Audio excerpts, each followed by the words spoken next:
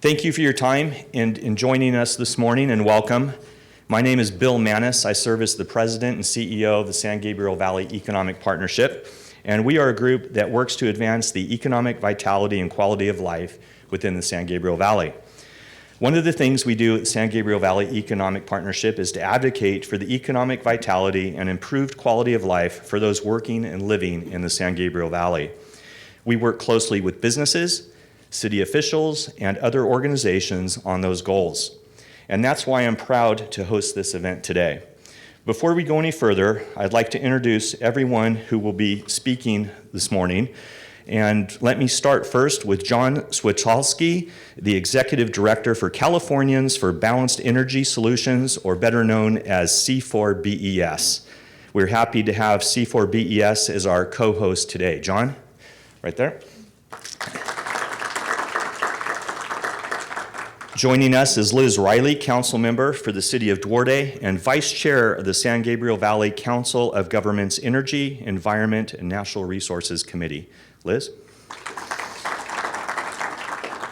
Steve Tai, Council Member for the City of Diamond Bar. Tony Wu, Mayor Pro Tem for the City of West Covina. Miguel Santana, President and CEO of this phenomenal Fairplex we're at this morning. Sharon Tompkins, Vice President of Strategy and Engagement for SoCal Gas. And last but not least, Bob Hellberg, owner of AirTro Heating and Air Conditioning in the city of Monrovia. So thank you all for being here. I'd also like to take time now to acknowledge the mayors and city officials of other San Gabriel Valley cities who are with us today. So if you could please stand to be recognized.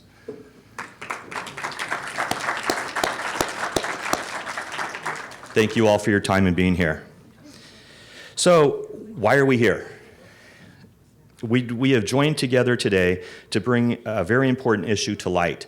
It's an issue that will affect every single Californian, and yet hardly anyone is aware of it. The issue is whether we lower climate emissions by making all homes and buildings use electricity only, or whether we address climate emissions with all available tools, including renewable natural gas. At stake are the local control over how we reduce greenhouse gas emissions, diversity, and affordability. Today, we are pleased to announce that 17 San Gabriel Valley cities have passed resolutions in favor of a balanced energy approach to reducing greenhouse gas emissions. That's more than half of the communities in our region. The reason officials of these 17 cities, whose logos you can see over here to my right, your left, felt compelled to act is because the PUC is currently holding meetings throughout the state as part of their rulemaking process. The rulemaking, as noted in the agency's news release, specifically says, and I quote, "The use of 100% renewable electricity alone is not enough to meet our 2030 greenhouse gas reduction goals. We also need to make our homes, we also need to electrify our homes, and buildings to reduce the use of fossil fuels in California." But the PUC's rulemaking procedure is not something your everyday Californian is aware of. In fact, many of you in this room probably didn't even know about it. By a show of hands, how many of you were aware of this, that the PUC was doing this before you were invited to this event today? So we had a few here, but you're all probably pretty engaged in what we're doing from a local perspective. Most people, if I survey people on my block, I would say probably most have no clue as to what's going on. So now to speak a little bit more about this, I'd like to turn the mic over to my co-host, John Switalski from C4BES, and he can dive down a little bit more into the issue. So John, can you please join us?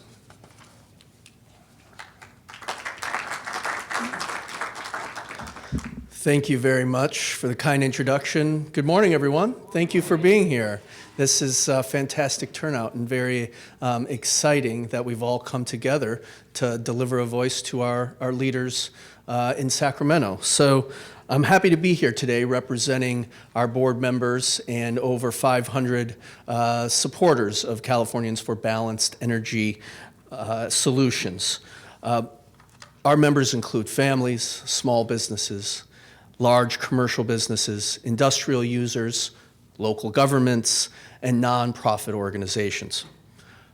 Simply, our goals are to educate Californians about natural and renewable gas and to support balanced energy policies, common sense policies, and the importance of natural and renewable gas in our economy and in the role of creating a cleaner environment. C4BES was founded on the core principle that clean, safe, reliable, and affordable energy is critical to California's economic and environmental well-being. I think we can all agree that reducing greenhouse gas emissions is an important and worthy goal. As a former state legislator in the state of Michigan, I led the charge to adopt clean energy policies and move our state regulators and the governor to act going away from coal towards wind and solar. And I continue that work in California today. Common sense, balanced policies is the best way to ensure that our economy remains vibrant and our environment gets cleaner. So I want to acknowledge that the state agencies such as the PUC have an important and worthy goal to do just that in reducing our greenhouse gas emissions. But rather than tackling the emissions that come from the largest source, our transportation sector, those dirty diesel trucks, they represent about 40% of our greenhouse gas emissions in California, and they're climbing considerably. The PUC has instead chosen to go after the building sector, which represents far fewer as a percentage of our greenhouse gas emissions, roughly about 10%. And those come from working class families heating their homes, cooking dinner for their children, and taking hot showers. And the PUC, unfortunately, seems to think it's a good idea to remove affordable natural and renewable gas. It means no more heating your home with gas. It means all your appliances will potentially have to be replaced at great cost. And we know that electricity rates are the highest in the nation. And so what the PUC is doing is asking those in our community to bear more of a burden, those who can oftentimes least afford it. And C4BES believes that's absolutely the wrong way to go. Because today, all Californian households can choose the type of energy that meets their specific needs. In opinion survey after survey, voters in California overwhelmingly support their ability to choose which energy they use.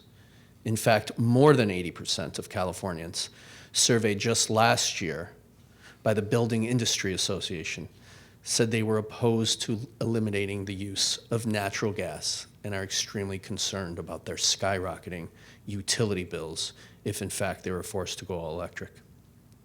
But despite that, under pressure from a handful of environmental activists, some of California's state regulators are working to eliminate natural gas use in buildings, and they're doing so today. This would impact 90% of homeowners, renters, thousands of small businesses, and do harm to our manufacturing industries and food service providers. So I'm pleased to announce today that 17 cities in the San Gabriel Valley have passed resolutions supporting balanced energy policy. Those cities are Alhambra, Azusa, Baldwin Park, Bradbury, Covina, Diamond Bar, Duarte, El Monte, Glendora, Industry, Irwindale, Laverne, Pomona, Rosemead, South El Monte, Walnut, and West Covina. Officials from many of those cities are in the audience today, and I'd like to thank you for your leadership.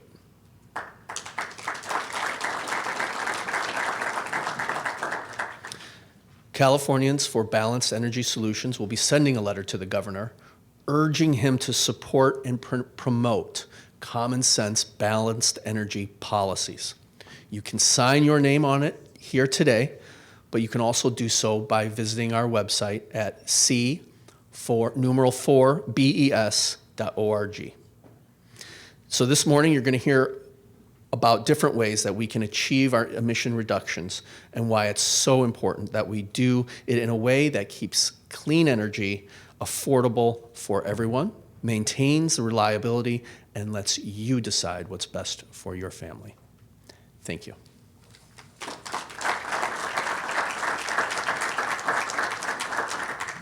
All right, thank you, John. John briefly mentioned the cost that homeowners would incur, and the average cost the average homeowner would incur to update appliances, wiring, panels is about $7,300.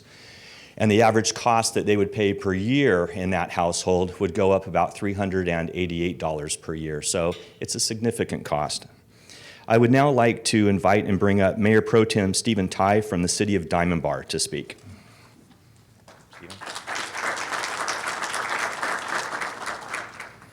Thank you. Bill told me I had about 45 minutes, so I'll try and keep it right in that time frame. Good morning. It's a privilege to be here with you today. My name is Steve Tai, and it has been my privilege to be a public servant to the great people of Diamond Bar for over 25 years. In my capacity in wealth management, I remind people that the fastest way to make a fortune is a concentrated stock position. Think Facebook.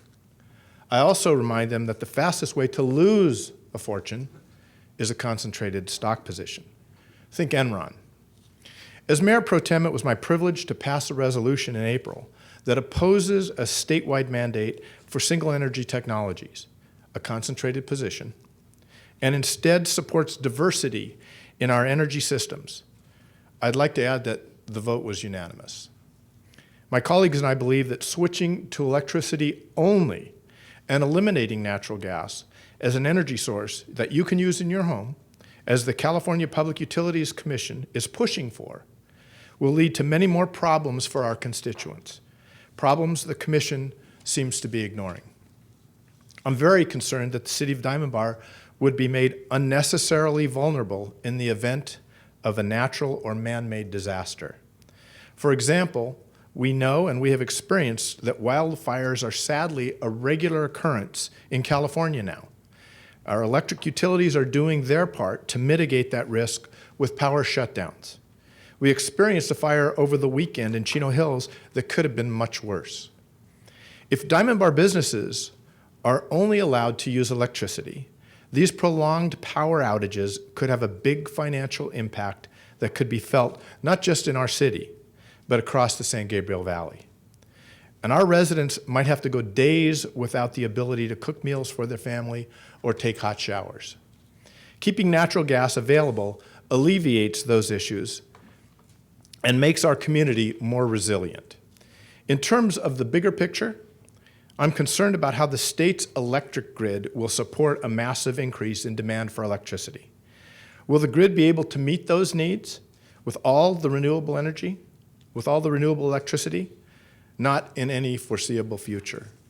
It's a concern that the California Independent System Operator, CAISO, which oversees the operation of the state's electric power system, also shares, and they recently expressed that to the CPUC. In Diamond Bar, we support flexibility and options to best serve our residents and businesses. That means advocating for a diverse portfolio of clean energy sources like solar, wind, and renewable natural gas and hydrogen, and sources we might not even have thought of yet. Some of the best minds in California are working on things like storing renewable electricity by converting it to zero-emission hydrogen, which can be stored in the gas pipeline infrastructure. I know it sounds futuristic, but they're demonstrating this technique in Europe, and Japan is building towards a hydrogen-based society and will highlight this during the Tokyo Olympics next summer. There's a reason why these places are exploring new technologies and not relying on one form of energy. We don't need the California Public Utilities Commission dictating to us and limiting our options. If you take anything away from today, I hope it will be your support to help us keep our clean energy portfolio here in the great state of California diversified. Thank you very much.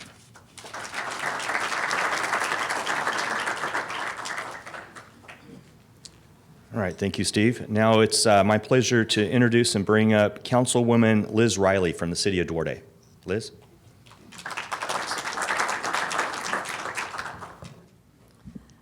Thank you very much, and good morning. I'm very happy to be here to speak on behalf of this issue. Here's some news that won't surprise anyone in this room. It's expensive to live in California. I hear that from my constituents all the time. Our home prices and monthly rents continue to climb, and many of us are having to use more and more of our paycheck towards housing costs. California has the 6th highest electric rates in the nation, and despite the fact that the price to generate energy from wind and solar is coming down, our electric rates are going up. As Vice Chair of the San Gabriel Valley COGS Energy, Environment, and Natural Resources Committee, I know we must act on climate change, and we all want to do that.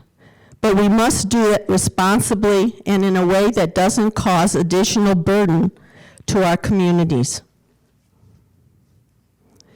We must have open to us all available solutions to solve this problem. In Duarte, I'm proud to say I feel we were the first ones to pass the resolution, so yay for Duarte. To support maintaining diverse energy choices. We passed it to protect our residents from additional costs that could put a huge strain on their already tight budgets. And it is all about local control. I've seen some estimates that switching California homes to run solely on electricity could cost more than $6 billion annually. $6 billion, that's a lot of money. Are you kidding me? My constituents can't afford it. In fact, I can't afford it.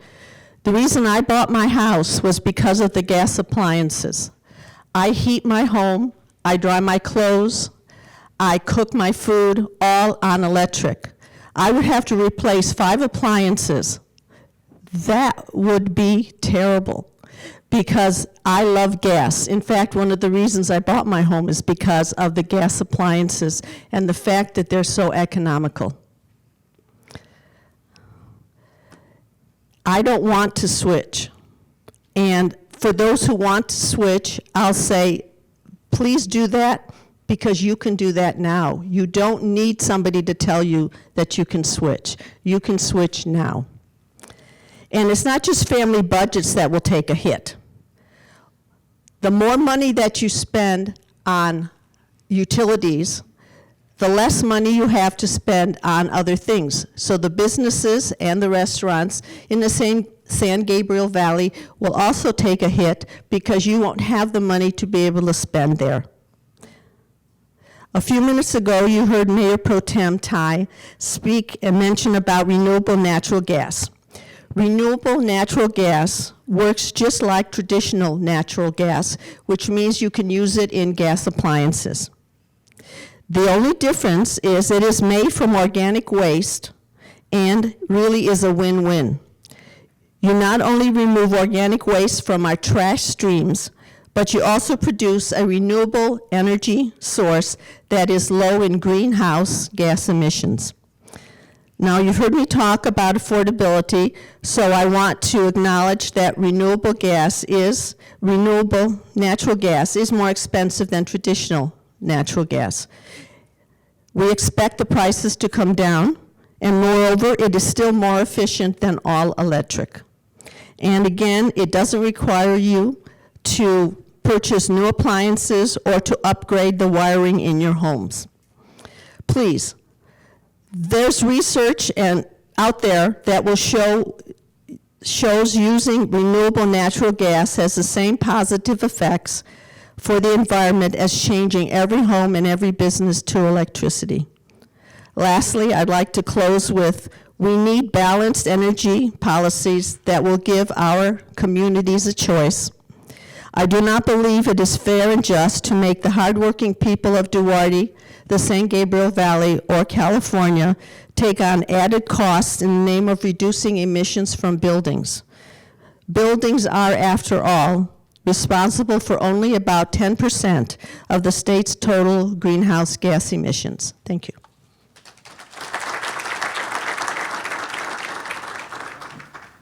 Thank you very much, Liz. And now I would like to invite Mayor Pro Tem Tony Wu from the city of West Covina. Thank you. Hi, good morning. Okay, my name is Tony Wu. Represent the great city of West Covina. It's only about less than 10 minutes at the west. Okay, West Covina is about 120,000 population. We are about 17 square mile.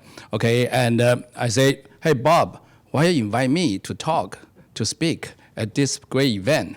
And he said, well, Tony, you have a big mouth. Thank you, Steve. Okay. Not only that, you love natural gas. Okay, I said, yes, I love gas, not full of gas. Okay, so I think this is a good thing to come over here, represent my great city of West Covina, to talk about how important about natural gas, about diversity, about balance of energy. So not too long ago, about a couple months ago, okay, West Covina, we passed a resolution regarding the Balanced Energy Act. So 5-0, meaning entire city council, we represent the people, say we want natural gas. We do not want everything controlled by Sacramento. Okay, local control is very important. So a couple issues. Okay, the first issue is about, they're talking about safety. Right? They talk about how safe the electricity, how safe the solar panel. But is that true? Last year, remember, they have the wildfire. Who caused the wildfire? Right? The transformer blew because the infrastructure, they all this and that. So meaning what? How many houses get burned down? 20,000, yeah. And how many people got killed? Hundreds. Okay, so we have an issue if we put everything in electricity mode, right?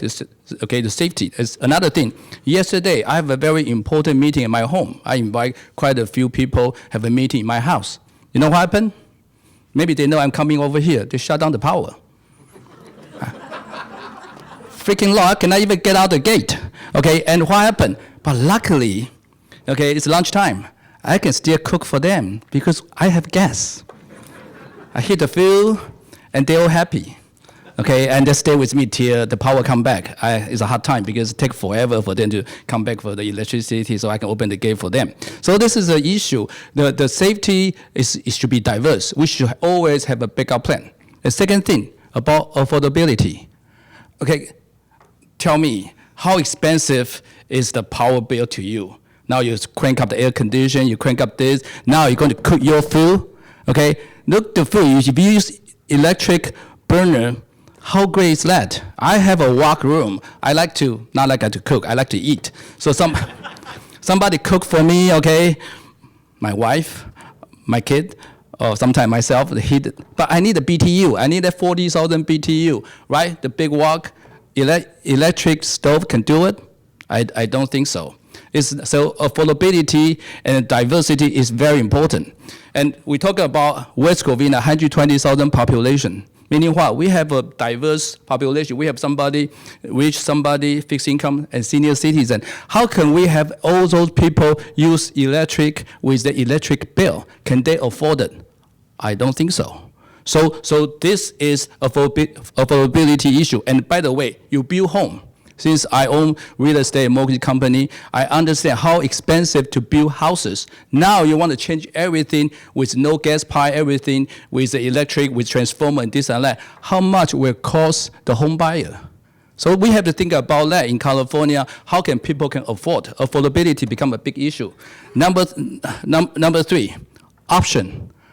We need option. We need a backup plan. We need a lot of different energy resource. So something go wrong, then we can have this to do it. It's a supply and demand. Supply and demand. If Sacramento thinking about the solar panel, the clean energy is something is needed to clean the air, to clean the global warming, all these kind of thing, then use the program. Then use the demand that we, the resident citizens, thinking about. Yes, this is the right way because of program, because it's cheaper, because it's cleaner, because it's affordable. Then we use this thing. Otherwise, they shouldn't just put it. Don't forget, remember the land of the free of the United States? right? We're not communists or socialists that we tell you do this, you have to do it. That's why we come to this great country, right? Now you come over here and say, oh, sorry, no gas. Now we become what? Okay, so important. Give our resident an option, a choice that they can choose, and then meaning what? Competition. It's what healthy about this country is competition. You have a different energy, let them compete each other. Make it cleaner, make it better, make it cheaper, affordable for our residents to enjoy. So represent West Covina, we strongly against this totalitarian, this policy, to impose to our poor resident over here. We against this policy. We need have a diverse option for our residents. Thank you so much.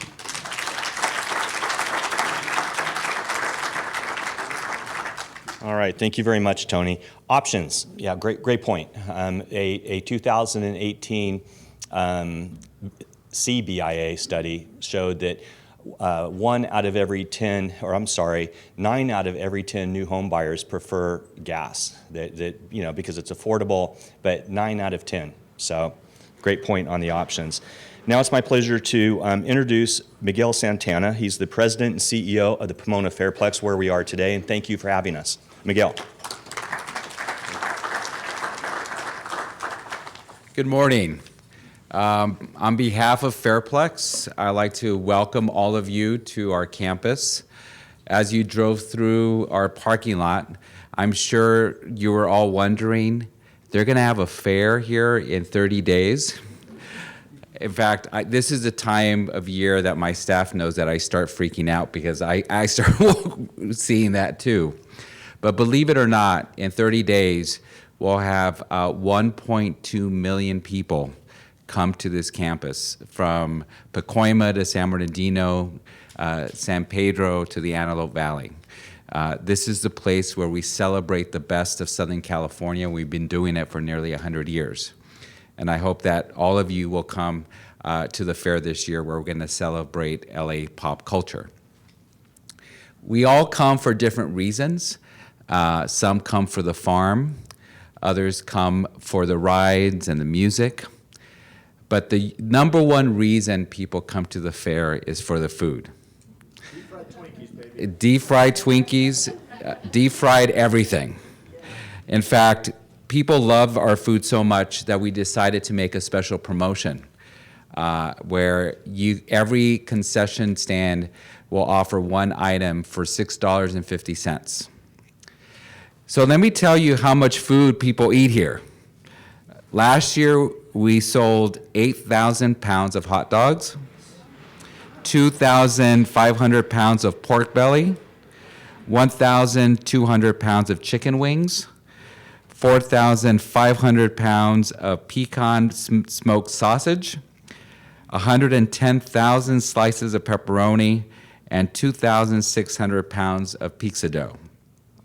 Clearly, food is a big deal here. And more than that, supporting our small businesses is even a bigger deal. People think that Fairplex puts together the entire fair. I've been asked, so where do you keep all the rides when the fair is not going on? Believe it or not, we facilitate small businesses from throughout Southern California to come to this place and share the best of their product, their best of their innovation and thinking on this campus. So in the area of food, we support over 60 different small businesses based here throughout Southern California who not only come to this fair, but come through fairs throughout the West Coast. They sell their best fried Twinkies and crazy concoctions that they come with every year, not only here, but throughout California. And central to their survival is the use of gas in their cooking. Now, sustainability is one of our most important values here at Fairplex. I personally drive an all-electric car. When I made a choice of what kind of car I was going to own, I made that decision because I am worried about my children's future, as I know all of you are. We are in fact working on creating one of the largest places for charging stations here on this campus. It is something that we're committed to. But we also believe that we should engage in this better future for our children and grandchildren in a way that includes everybody and invites everybody to the table to figure out a path forward.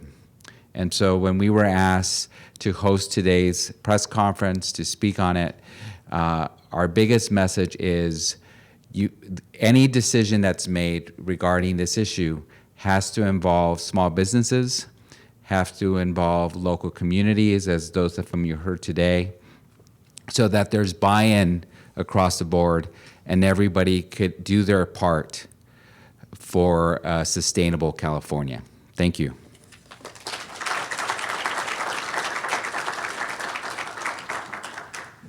Thank you very much, Miguel.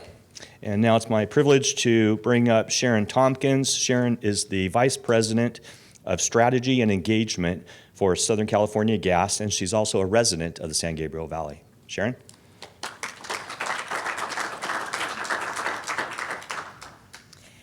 Thank you, Bill, and thank you, John, for hosting this today, and thank you, Miguel, for having it here at the Fairplex.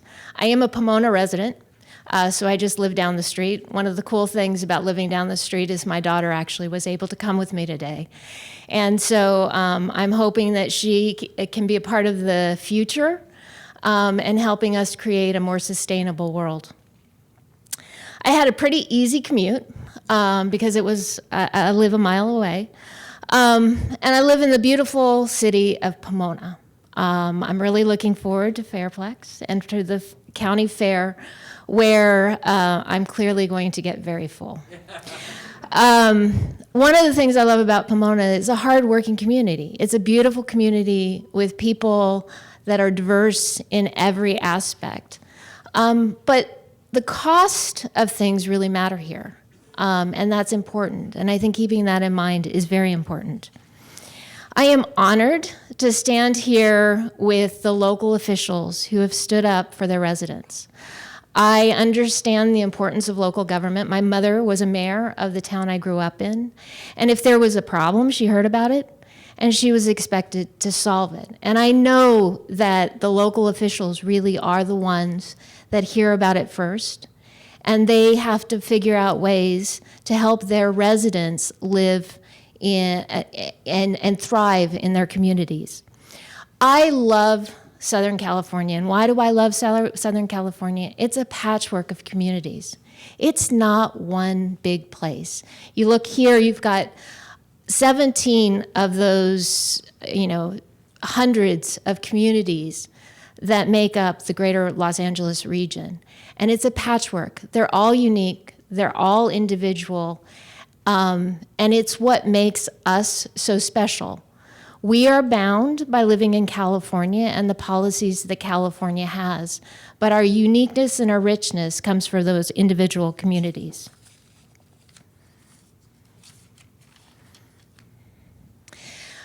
I am also really proud to work for Southern California Gas Company. We have been a part of these communities for over 150 years. We live here, we work here. We're not a business that can get up and go. I'm also proud of the product that we produce, natural gas. Natural gas is and has been an important part of the energy mix in California for more than 150 years. And it will continue to be that. And it is what most people don't know, it's the unsung hero when it comes to renewable energy. Without natural gas, when the wind isn't blowing and the sun isn't shining, there wouldn't be any electricity. It also is what makes our energy mix affordable, and we need to do that. One of the things I'm really proud about with respect to Southern California Gas Company is that we care about the environment as well. We want, and I want, a sustainable future. I want my daughters, as well as my son, to have a thriving future and a sustainable environment. That's why we at SoCalGas have committed to replacing our natural gas supply with 20% renewable natural gas. And I'm just going to spend a second here telling you a little bit about how cool and sustainable renewable natural gas is. So all of the food that is going to be served at Fairplex, not everybody is going to eat every last bite of that food. Where does that food go? It goes into the garbages, it goes into our landfills, and it produces methane, and methane is basically natural gas. What is more cool or sustainable than turning that garbage into energy? And that's what renewable natural gas does. It takes the waste from our farms and our kitchens and our sewers, and it puts it to work as energy. And I personally think that's about as sustainable as you can be. And so I'm proud of that commitment that SoCalGas has made to replacing its renewable natural gas. And I'm proud that we have a plan to be the cleanest natural gas utility in North America. And so I'm very proud to be standing here today telling you about our plan, which is an inclusive plan that includes solar and wind and natural gas and allows for the innovation that California is known for. And so with that, I want to thank you all for being here today. I want to thank, and I'm so proud to be standing here with all of these communities that have stood up for their people to say, let's have a voice. Let's have a discussion and let's have a debate.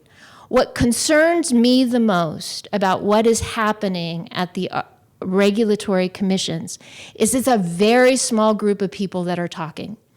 Most people, most of your neighbors don't know what's going on. They don't know that California may not have the option of renewable natural gas. It will be a mandate. As one of the speakers said earlier, you can go all electric today. What they're talking about is taking away an energy source, an important energy source, both from an affordability and resiliency perspective. So thanks for your time. Thanks for hosting. I'm really looking forward. I don't know about fried Twinkies, but I think fried Oreos are pretty good. So in any event, thank you very much.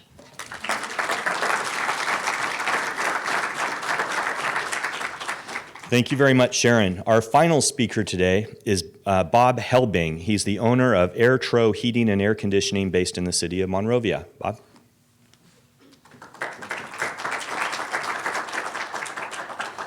As you can guess, we're a heating and air conditioning firm. I've also served in the past as the president of the Institute of Heating and Air Conditioning Industries. On our board of directors as ex officio members was both Southern California Gas Company and Southern California Edison. So I've heard the energy arguments for years from both sides. This is my most recent electric bill. It shows a peak charge of 43 cents per kilowatt hour. The national average is about 12 cents. This is my most recent gas bill. It shows a charge of $1.35 per therm. Every therm I buy from the gas company includes 29 kilowatt hours. So what Edison is charging me 43 cents an hour for, Southern California Gas Company is charging me 4.7 cents for. It's almost 10 times as much to get it from Edison. Now that's this year. What about next year? I don't have next year's bill, but I do have last year's. Last year, the peak rate was 35 cents per kilowatt hour. It went up 7 cents, a 24% jump in 1 year.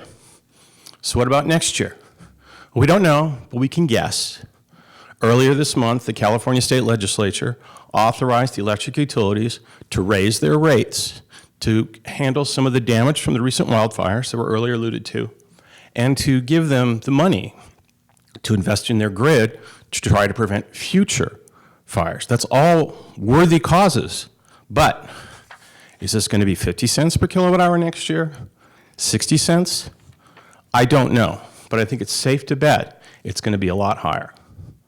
Now, from my personal experience, when I pay my gas bill in the wintertime to heat my home, it's between $60 to $90 a month. When I pay my air conditioning bill, it's between $150 and $350 per month. What this plan will do is make that cooling cost in the summer and move it to my winter costs. So my energy bills are going to shoot up drastically. Okay, now I can afford that. There are a lot of Californians that can't. The biggest problem the state of California faces today is the lack of affordable housing. California has the most expensive housing in the United States, okay? If you factor in the cost of housing, you will find that we also have the highest poverty level at 19%. We beat Mississippi, we beat Arkansas, we beat everybody, okay? And on top of that, we have a homeless crisis because housing is unaffordable. This policy will make affordability all that much harder. The people on the margins who can barely pay their rent and barely make ends meet will be paying hundreds of dollars more per year for the privilege of living in California. Now, that's not fair to them. The people who sit on the California Public Utility Commission are supposed to be public servants. Instead, they're putting a huge burden on the backs of the ordinary people of California. Okay? I know they've got an agenda. I know there's some activists who are very loud and very committed, and most people in California don't understand how this process works. But I don't think that agenda for those activists should dictate the lives of 34 million Californians. I understand the desire to be virtuous, but it's a false virtue.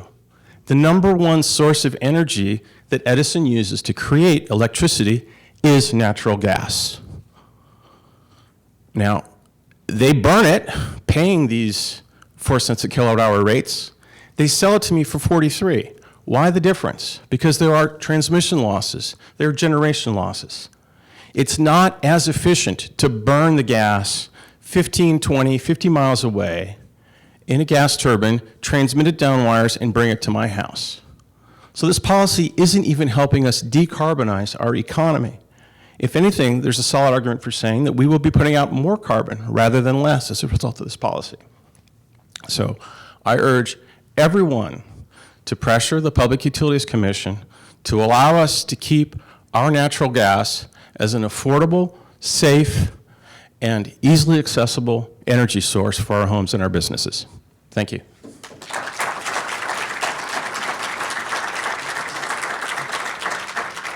Well said, Bob. Thank you very much. So in closing, thank you all again for being here today. Thank you for taking the time. And I think I speak on behalf of all of our speakers when I say I look forward to engaging you on this issue as we move forward. And thank you for your time.